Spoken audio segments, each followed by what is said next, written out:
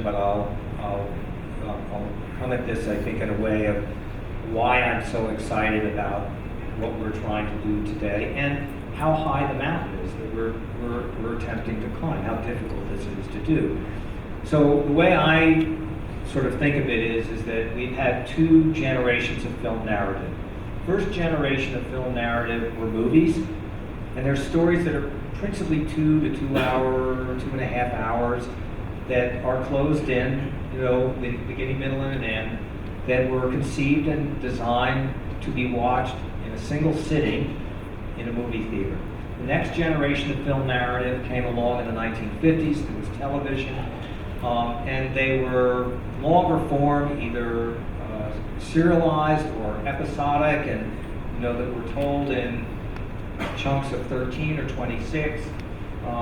But principally, they were 1 hours, and they were designed to be watched on a television set. And here we are 70 years later, and that form of film narrative has never been greater, never been more popular, never been more diversity, never been more competition for different ways to deliver it to our consumers, and going through extraordinary transformations right now. But there's never been more TV, there's never been more consumption of TV. And remember, television has actually been written and conceived to have very specific timings and act breaks to this. So this is a tried true art form that has been perfected. So every single episode of broadcast TV here in Canada or the US has a prescribed length to it. In the US it's 42 minutes and 30 seconds.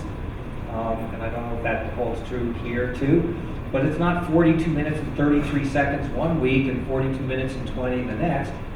We write, shoot, edit, and deliver very precisely with 5 act breaks. The first act break with This Is Us is 8.5 minutes.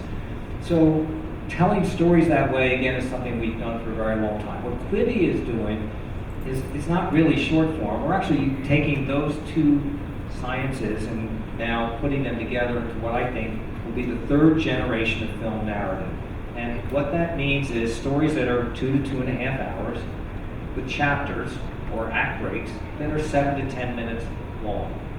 And they are actually very specifically shot, designed to be watched on the go. If you're 25 to 35 years old, which is our core audience, you get up every day from 7 in the morning until 7 at night. You're on this device for over 5 hours. And you're communicating and collaborating, you're on social media, you're playing casual games, and you're actually watching now 70 minutes of content. That's what you're doing. And that content is on YouTube, Facebook, Instagram, Snapchat. There's a few new apps coming along, TikTok things today, Musically, but that's principally where 90%, 95% of that is coming. So there's two things, Jeffrey, that really struck me as really unique and interesting. One was the investor group behind Quibi were not just banks. They were strategics. They were the studios themselves. They were, Chinese strategics. And then the second part of the question is, and I found it very interesting, is that in order to attract the A+ level directors and producers, their content goes back to them after 2 years in full form. So I'm interested, I think we all are, in both of those strategies. Right.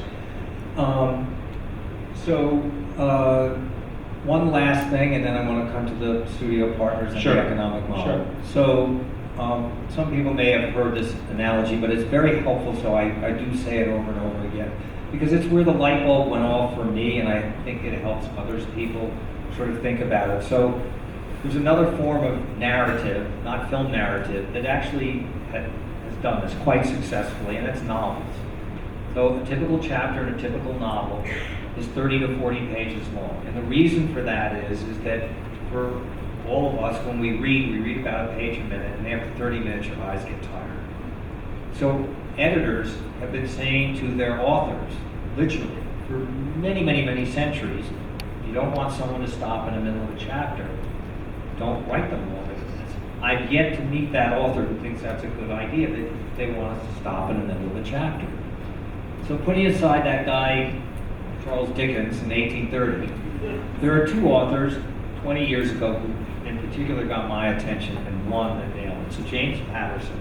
But for me, the one was Dan Brown. He wrote the Da Vinci Code. The Da Vinci Code is 464 pages long, has 105 chapters. The average chapter is less than 5 pages long. And Dan Brown, at the time, because that was actually, it was seen as unique and different. And at the time, when asked about it, he said, look, I don't think people today think there are times of fragmented and segmented. We don't have as many 30 minutes. And I want my readers to have a fantastic experience. If they have 10 minutes, they can read a chapter or two. If they have an hour, they can keep going. I would argue there's not a single thing lesser about the Da Vinci Code other than the length of its chapters.